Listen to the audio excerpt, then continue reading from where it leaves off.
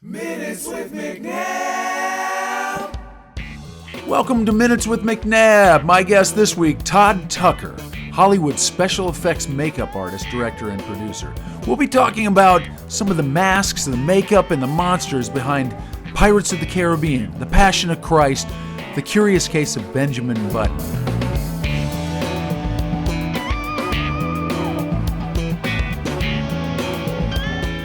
Minutes with McNabb.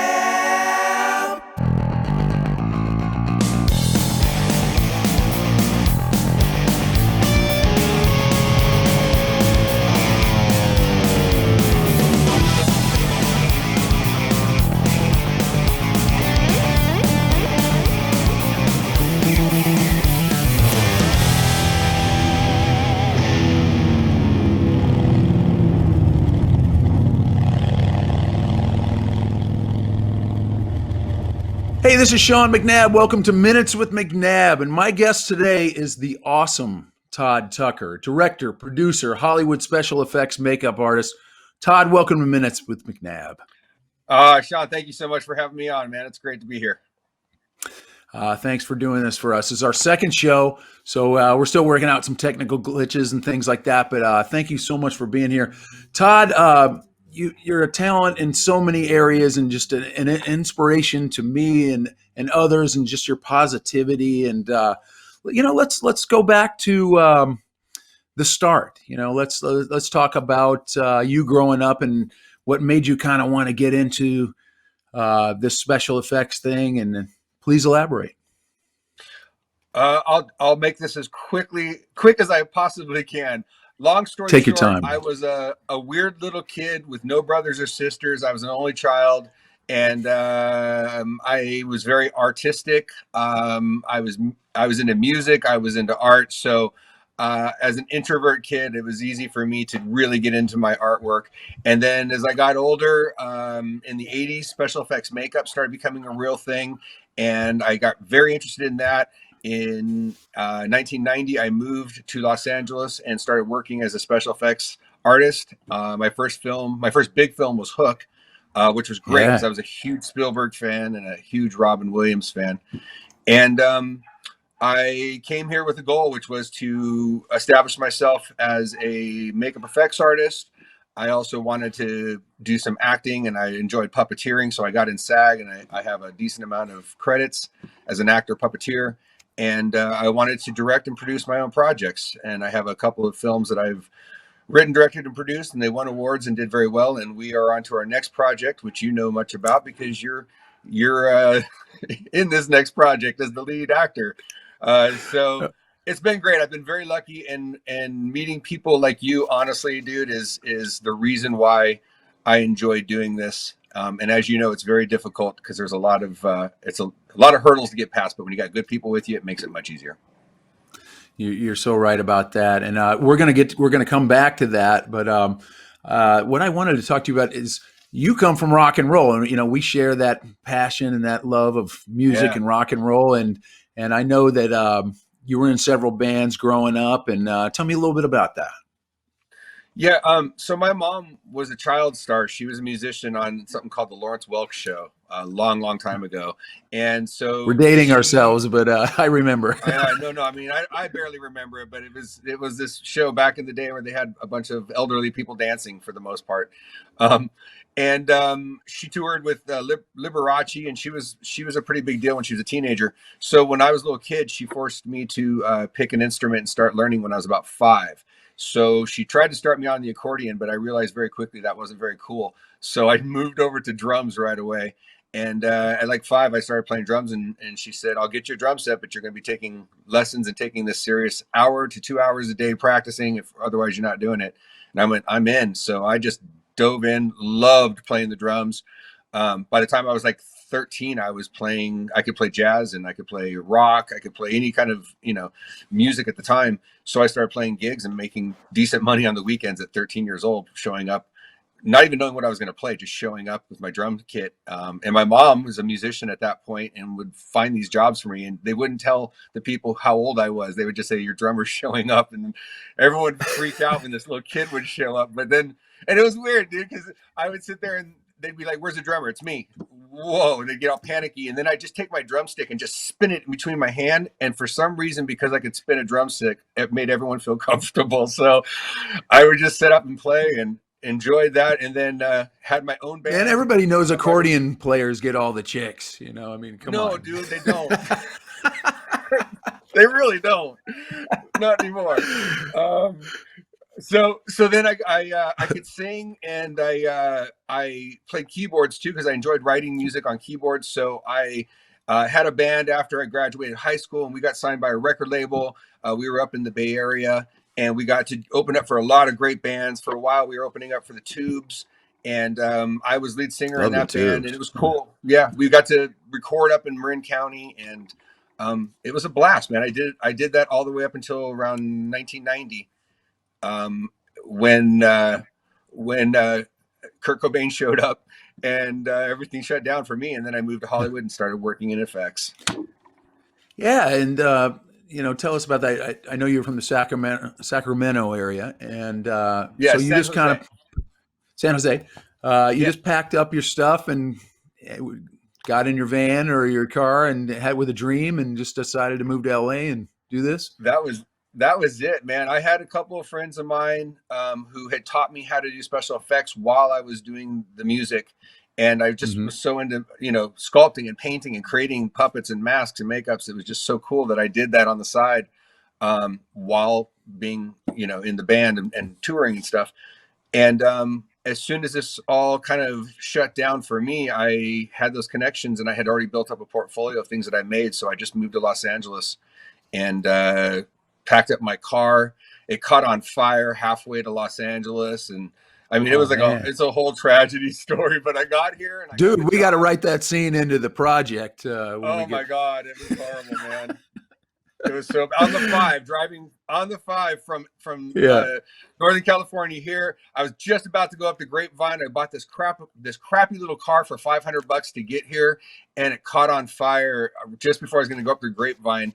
And it caught on, and I had all these puppets and all these creatures and things that I made in my back seat, and they were on fire in my back seat. It was crazy. Was there one movie that inspired you as a kid to want to get into the special effects makeup? Was it one or two that just, wow, that's what I want to do? And there's a couple movies, and I'm sure you have a couple too, that are like those pinnacle movies that just stick in your head more than anything. For me, as a little tiny kid, it was Wizard of Oz. That was just like groundbreaking for me. I just love that movie. But then when Star Wars came out, that was kind of, I'm a total nerd. You can see by my toys and all my crap behind me that I'm a nerdy dude. So I loved Star Wars. And then when Jaws and Halloween came out, that was a changing thing for me too. That just made me love the genre. And then when Spielberg started making movies and Carpenter, it was just such a great decade of the 80s, Dude, I remember going and seeing Jaws in the theater. My brother and I, we were scared to take a shower after. I mean, it scared us so bad, But dude, that's a movie that works. That's why, man. That's filmmaking. Movies can have life-impacting, opportunity. I have yet to go in the water, in the ocean, since that damn movie. So it scarred me for life. Right. Yeah. So you move to LA. You start working in the business, and I know you didn't found Illusion Industries until a few years later, but. I mean, check this out. Todd's film work, The Mask, The Passion of Christ, Pirates of the Caribbean, The Black Pearl, The Curious Case of Benjamin Button. I mean, those are some serious credits. So tell us about some of, those projects and, the cool stuff about that. Yeah. First off, I will say this as a blanket statement. All those movies, when you work on a movie like that as a special effects makeup artist, you are working with a team of people. So you're one of potentially, 5 to a dozen people working on this. So it's a team effort. And luckily I worked with a lot of great people. So it was really cool that I got to work on those projects. It was a very good learning experience for me too, as a filmmaker, to sit there and be able to watch people like Spielberg and Coppola and, all these guys. And and see how they made movies and what they did to inspire people, or what they didn't do right that didn't work. Because I would just sit there on the sidelines and just watch people as they're making these movies and just soaked it all in. I loved it. But I got very, I had a master game plan when I came here, which was get myself established in special effects makeup, start playing characters, and wheeled my way into the, getting into the acting and puppeteering, which I did, and then played a bunch of characters on Charmed because I had up all the makeup effects and had a gig where I would play a good majority of the creatures I would play, a bunch of stuff on Disney Channel, a bunch of films where I was either puppeteering or playing the character, which was great. Got into SAG, and that opened up that whole world, which is fantastic. And then my other plan was, once I got that established, I wanted to start creating my own product and get in the DGA and direct. So I started off as a second unit director and worked on the films that we did special effects makeup for, and would second unit direct a lot of the effects that we would build, because a lot of directors didn't understand how to shoot that stuff. And I did, Right. and they were happy that they could just hand that off to me and I could make it look great for them. So I did that for a few years as second unit, and then directed and wrote my first film called Monster Mutt, which is kind of a kid's film, like a Harry and the Hendersons kind of movie. And then Mm-hmm. did a film a couple of years ago called The Terror of Hallows Eve, which did really well and got worldwide distribution and won a bunch of Yeah, awards. tell me about that one. That was one of my questions. Elaborate on the Terrors of Hallows Eve. The Terror of Hallows Eve was kind of based on me when I started sculpting and making monsters and stuff in my garage as a teenager. Before I met Matt Rose and Steve Wang, who are the guys that really taught me how to do this for real. But I was that weird kid, so I kind of based that whole story and that whole premise on me as a nerd kid getting beat up. And then I made this horror movie, and I got fortunate enough to get a bunch of great people on board. John Carpenter let me use music from his CDs. So I had John Carpenter music. I had Doug Jones, who had just done The Shape of Water, Eric Roberts, Juliet Landau. It was a great cast of genre actors, and it did really Oh well. yeah. It got worldwide distribution. I went to London for Fright Fest, which is the top horror convention, and met a bunch of great people. So it was a great experience for me. And because it was based on my bullying story, it kind of opened a door where I had a bunch of people responding to the true story bully aspect of it. And then I did a bully campaign and did something that I felt was good to do as a person. So I got to actually, create a lot of elements out of it, and we merchandised it and everything. So all the connections I made on that movie have really helped me open up the doors for our next film. Fantastic. I love that you brought in experiences you had as a child into the theme of the movie, and to help other people deal with bullying issues and just get that out there. It's an ugly thing, but it's something that needed to be spotlighted and dealt with. And thanks for doing that, Yeah. brother. Yeah, no, it was something I felt needed to be done, and I wasn't sure if I should focus on it or not, because to be honest with you, in the movie you don't see a monster really for the first half hour, and that's a big no-no in a horror movie. And I Right. was like, I don't know if I should do this. But when I showed the movie, and I would have people line up and I would sign autographs, they'd come up and they'd start crying and telling me their bully story, and they're like, look, you made something that actually made a difference. And I was like, okay, cool, that it was the right call to put a little time into the story and the kid, and show that. And that's kind of how the old 80s movies were too. They took a little bit of time to, give you the background of the characters, so when shit hit the fan, it would be worthwhile. Yes. Okay. Not only a director and a special effects makeup artist, but also an actor. Your credits: Charm, Friends, Wizards of Waverly Place, That's So Raven. Tell me a little bit about Charmed, because I used to really like that show, and I have a bunch of friends that worked on it too. But tell me about Charmed. Charmed was awesome. I had this great producer named John Perret who brought me on that show, and then brought me on a bunch of shows after. But I came on JP, Charmed. JP, yeah, he's awesome. He's a really cool guy. Yeah, he worked on Sons of what was Anarchy. Sons of Anarchy. Yes, exactly. He brought me on that one too. Yeah. Um, So many yeah, shows. Yeah. we were sitting in a big giant meeting, and we were talking about the creature that I was going to build, and they wanted something really elaborate. And I go, guys, I'll tell you what, if you want, I can do this in the time frame and the money you want, if you let me play the character, because I already have a head cast and a body cast and teeth and lenses, and I can just build this quickly. And they're like, okay. So after I did it, they got real comfortable with me playing characters, and it brought their costs down, and I could do it faster, and I could play multiple characters, and you could never tell it was me because I could change my body language and really rock it out. So I got to play a bunch of characters on the show for like 5 seasons, and it was a great, if it was a full body creature, a lot of times they didn't want to put an actor through it. But a lot of times when they did put an actor in makeup, I would design the makeup, put the actor in the makeup, and then if it was a creature thing, a lot of times they would hire me to work with the actor and come up with a really cool body language for that character. So there's, all kinds of just cool animation to the makeup. Yeah, and I've worked with you as an actor, and you got great chops, brother, and great choices and stuff.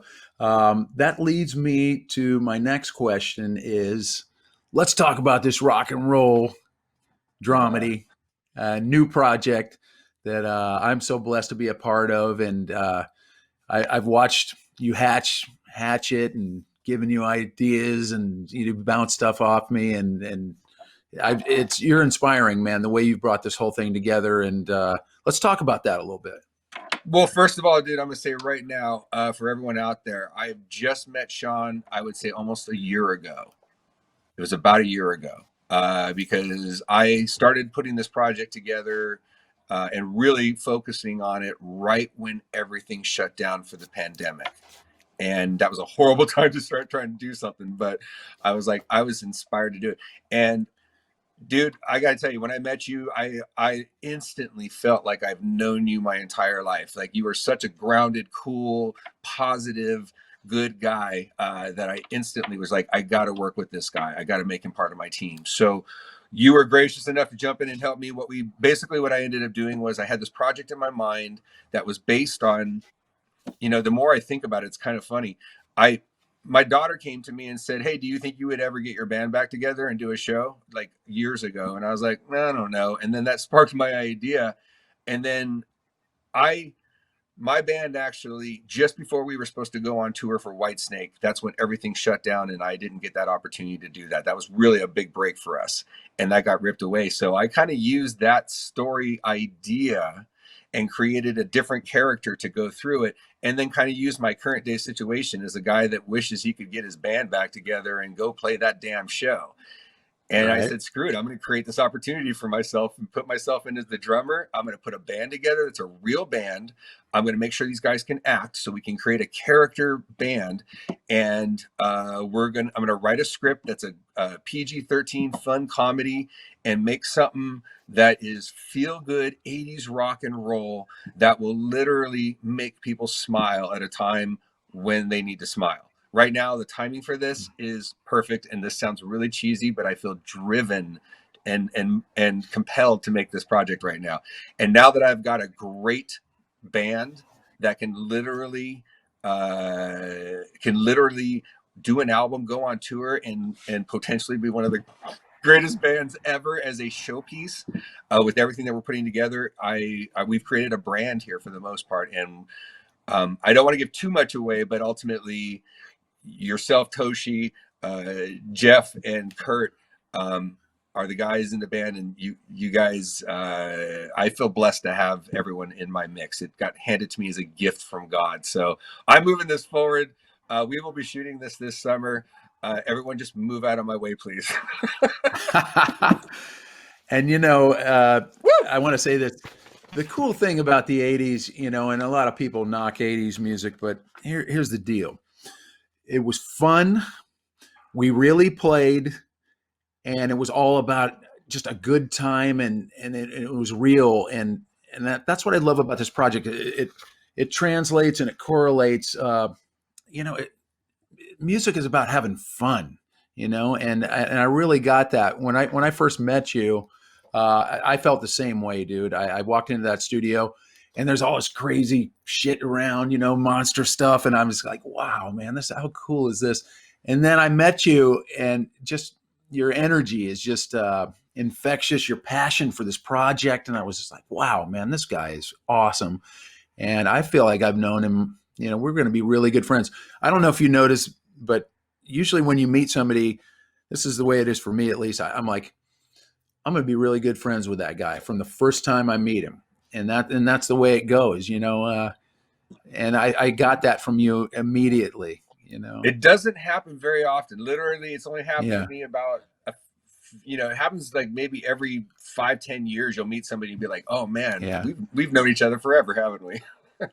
Yeah. Yeah, no, it's a good thing, And, man. And I got to tell you, I'm really excited. I totally agree with you too. And right now, the trick on this project for me was I didn't want to just make a project that catered to you and I. I needed to make a project that would cater to 20-year-old kids, because yep. that's the audience right now that to be honest with you needs more help than anybody. And needs that feel good vibe, and all the music that we're going to be doing is very in that Journey, Bon Jovi, Foreigner range. So it's all that upbeat, feel good, positive rock music. And the timing couldn't be more perfect. This is literally going to be a rock and roll Cobra Kai. And I love that you said that because, not only do we have the 20-year-old storyline, but then there's the storyline of, the middle-aged guys, and that's us, and Yeah, those people. And I love it. Shows like Cobra Kai, that's what they've done there. They've brought those two demographics together and made it's this not easy to cohesive do. thing. That's two Yeah. very, very different demographics. Cobra Kai did it in a way too, where they were, and this is exactly what I think our script does also, is it literally connects and bridges the gap between like 20-year-old kids and their rocker parents. And there's a lot of rocker Yep. parents out there, people that used to play in bands, or at least used to go all the time and love that Yeah. part of their life. And I feel bad for people who didn't get to experience that back in the 80s, because it was the greatest decade ever for movies and music. It was just as good as it gets. And that's what I want to have these 20-year-old kids. I want them to connect with the music, and we've talked about this. The music's going to have a current edge to it, so that 20-year-old kids will connect with it. But I want to make 20-year-old kids feel that good vibe that we felt back in the day when we would listen to this music, because it was a way to get through hard times. Music can help you in that way, and I want to make that happen again somehow. Exactly. And I've been blessed in my career to have people come up to me all over the world and go, I got married to that song, or that song, when we were going through a really hard time, it got me through. And, and sometimes it just makes the hair on your arm stand up, and you're like, wow, okay, cool, And It's kind of funny. yeah, go ahead. Oh, just it's kind of funny because what you and I do, as far as like creating entertainment for people, a lot of times I don't really think of it as being, really, really important. Like my wife works with a special needs kid. That's important. Yeah. Making goofy movies and making fun stuff that I would do on my weekends, if not, as not a job. I don't know that that's always important, but when I have certain people come up to me and go, what you worked on or the music that you wrote help me get through a time, then I go, oh, you know what? Actually, entertainment really is important if it makes someone's life better on some level. And it's made my life better all through my life. So I understand that vibe. So I for you, when people come up to you and go, that song really meant something to me. Thank you for bringing that vibe and that thing back to me. That's important. Yeah. You know? It sure is. And it's cool to be able to be part of people's lives like that. And, long after we're gone, those songs will live on, hopefully. And Yeah. that's a cool thing, That's a really cool thing. Let's see. Okay. Tell me about Halloween Wars. And I don't know really much about that. So please fill us in on Halloween Wars. So I got a phone call from the production company, and they asked me if I wanted to be a judge on the show. And I've been offered other reality shows to be a judge, but they want me to put my name on it. And the other reality show, or one of the other shows I've been asked to be on, wasn't real. They set a lot of the stuff up, and I told them I couldn't do it because I can't put my name as a brand on something like that. But when Halloween Wars called me, I loved that show, and they said, no, it's 100% real. I was like, count me in. So I got there, and it was so much fun. And the guys that are building the stuff on the show basically have a bunch of different food design specialists, and they create these displays of full body characters and creatures and environments, and it's all out of food. And it's amazing to see how they do that, because they're sculpting and painting and doing a lot of the same techniques I do at my studio, but with food. And it's so cool. And when I got on the show, I saw at one point that they were doing these skits and they were wrapping the host in toilet paper to make him look like a mummy. And I was like, "Oh my God, this is horrible. We can't do this, guys. Let me help you. Let me bring in some makeups and some puppets and give you some production value if you're up for that." And they're like, "Would you do that?" And I'm like, "Sure." So I brought in makeups. I put myself in makeups, and we did skits, and I brought in puppets and props and all that stuff. And they loved it. And then the next season, they called me back and they were like, "Hey, we wanted to know if you'd like to come back again. Our ratings went up, and we want to see if you'd be willing to do the exact same thing again." So I was like, "Yeah." So I loved it. I was on there from season 7 to season 10, and had a great time. Got to meet a lot of great people, and it was a fun experience. And oddly enough, out of all the things I've done, I was kind of the Simon Cowell on the show, because I was the one that actually could criticize their artwork. And once I found out that's what they wanted me to do, then that's what I did. I did it nicely, but I mean, I was the guy that would really kind of, point out their flaws and tell them how to fix it, what they should do the next time. So I sometimes when I'm on the street, I'll get stopped by someone. They'll be like, "Hey, you're that Simon Cowell guy on Halloween Wars." I'm like, "Sure, I'll take that title. That's fine. Why not? I like that guy." All right. But it's been great, man. That show's been awesome. It has a huge audience, and people love the Yeah. show, and it's real. So it's very cool. Awesome. All right. So Yeah. I'm going to put you on the spot a little bit, and I want to talk about philanthropy, and I've seen you do it, and I know you're all about it. And I've seen you dress up as the Grinch and just light up these kids, and just see the joy that you bring to them. Can you do a little bit of that Grinch stick for me? Because I know you got all these voices and stuff. Do you mind? Oh, Come wow. on, give me a Wow. little Okay. bit. Putting you on the spot, bro. Sometimes it's a little bit hard to get into character, but that's okay. I'll do it for you, and just for you, Sean. That's it. Now leave me alone, would you? Perfect. Man, you Jeez. are so good Yeah, at what a that. goof, man. My kids are so embarrassed by me. It's horrible.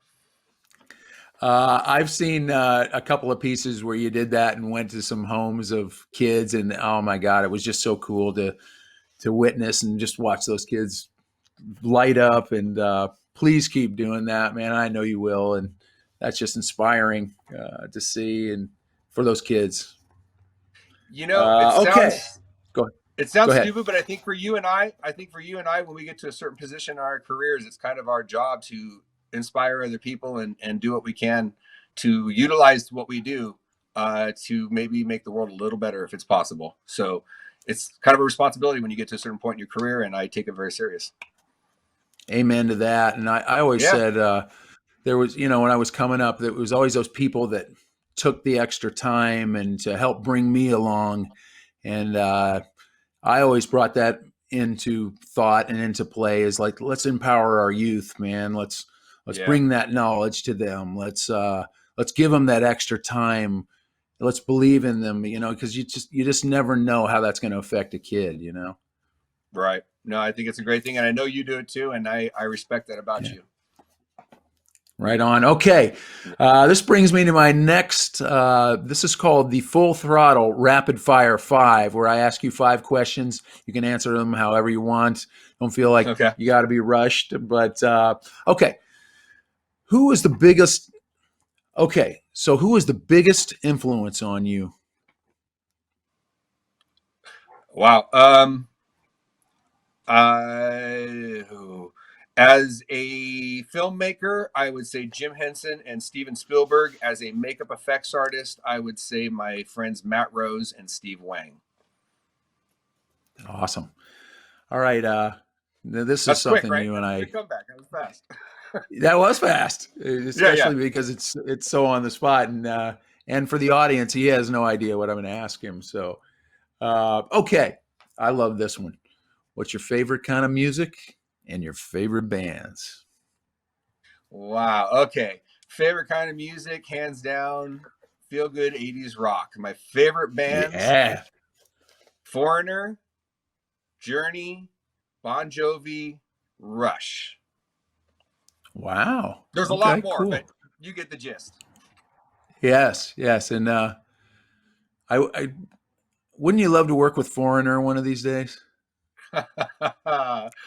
You know, Sean, that would be a dream come true. More on that. More on that later. Uh, Okay. that was All right. a little hint thrown out there by Sean. That's right. That's right. Okay. Yes. All right, Todd. If you could have a billboard about you, what would it say? Oh. Uh, what would it say? That's a tough one. I know. You know what? I would put myself in some stupid, funny looking makeup and I would say, stay positive and have a sense of humor. And that's it, man. And that's you. You are all positive, brother. And I love that about you. Okay. Let's see. Who's the most famous person in your contacts on your phone? Not my question, by the way. One of my producers. Oh man. You know what's funny? I have a bunch of numbers in my phone from different stars that I've worked with over the Yeah. years that I don't even know if they're good anymore. But I've got Robert Downey Jr. I've got uh, believe it or not, Tracy Lords. I did a movie with her. Uh, Mel Gibson.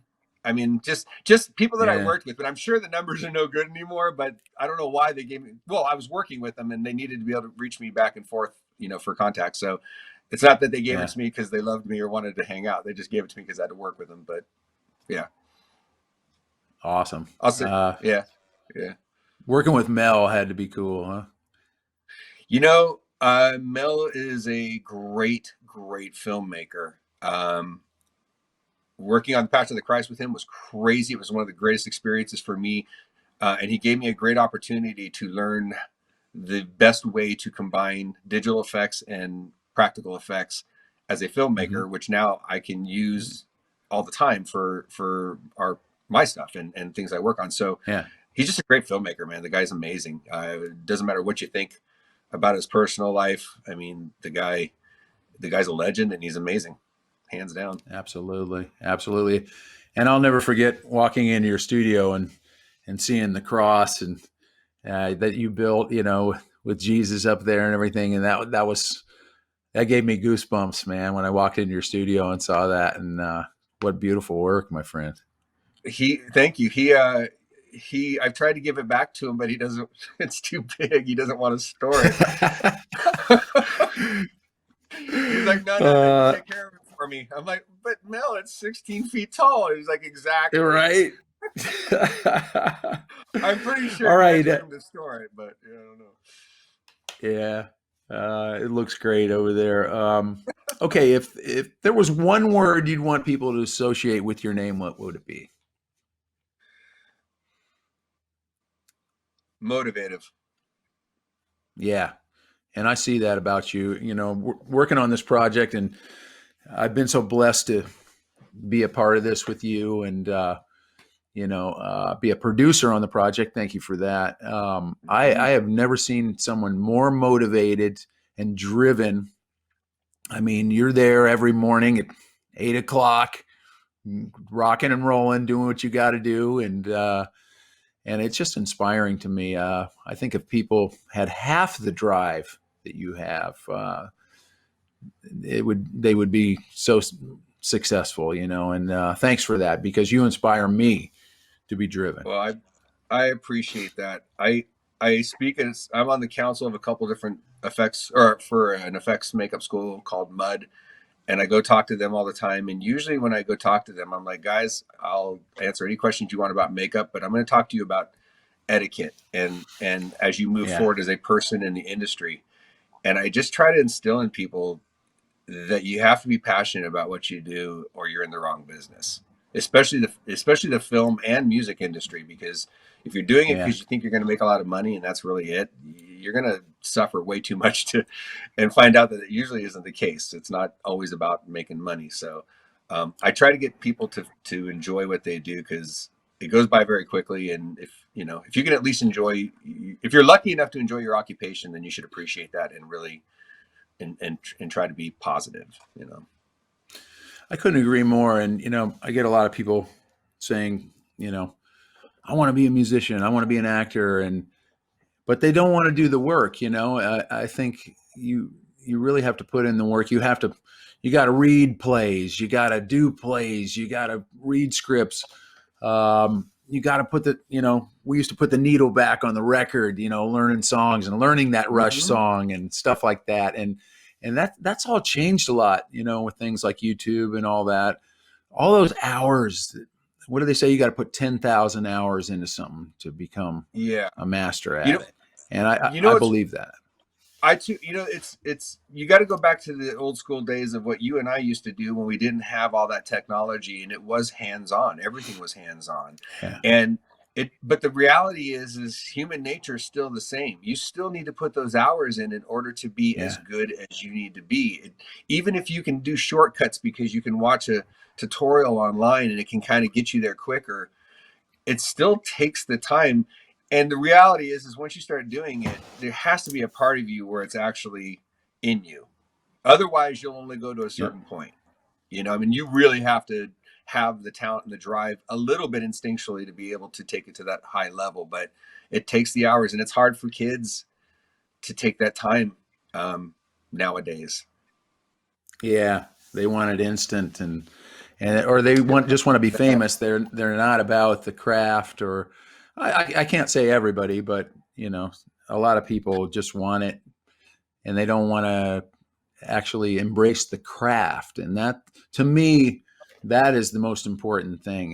Whether it's playing music or acting or doing whatever we do, producing, it's really about the craft of it, and you got to love it, I think, to really put your best foot forward. I always tell this story. I had somebody go, man, isn't it great just flying all around the world and playing shows? It must be great, and just party and everything. And I'm like, why don't you come along for a weekend and see what you think? And they did. And we did 3 cities. Yeah, we did Thursday, Friday, and Saturday in 3 different cities. So, you probably slept 4 hours a night. You were at lobby call at 6, flew to the next city, sound check, took a nap, did the gig. By the end of the weekend, they were like, dude, I'm tapping out, man. This is a lot different than what I thought. And by the end of the weekend, their ass was kicked. And I'm like, hello, sometimes it is work, No one understands, unless you've done it, no one understands how actually difficult and physically draining touring is. Yeah. Because you're constantly traveling, and then rushing to that next location. Everything's about being somewhere at a certain time. So it's like you're always traveling to get to that point, do your sound check, now wait. Now do your show, now get the hell out and go do it again. And you did it a lot more than I did, and I didn't go world travel like you did. So I can't even imagine doing that in other countries. That's got to be an interesting situation. It's hard though. It's great, and I always said the best part of it was that hour and a half or 2 hours on stage, and the other part was the work. That's the beauty of it is doing the show. Now I can also say that probably holds true, doing 14, 16-hour days on a movie or something like that. You do that for a month at a time, and you're going to feel that too, but as long as you love the craft, that's what it's all about, But that's where that passion comes in. Cause you know what, if you don't love the craft, when you're in the 17th, 18th hour of a film shoot, doesn't matter who you are, you're going to be a little tired. So if you love what you're doing, your body will force you to get through it. If you don't, it's absolutely tough. Yep. And I will say one thing: comfort insoles for your shoes. That can make a 16 to 18-hour day so much more pleasant. Yes. Because when your dogs start barking, those things really come in handy.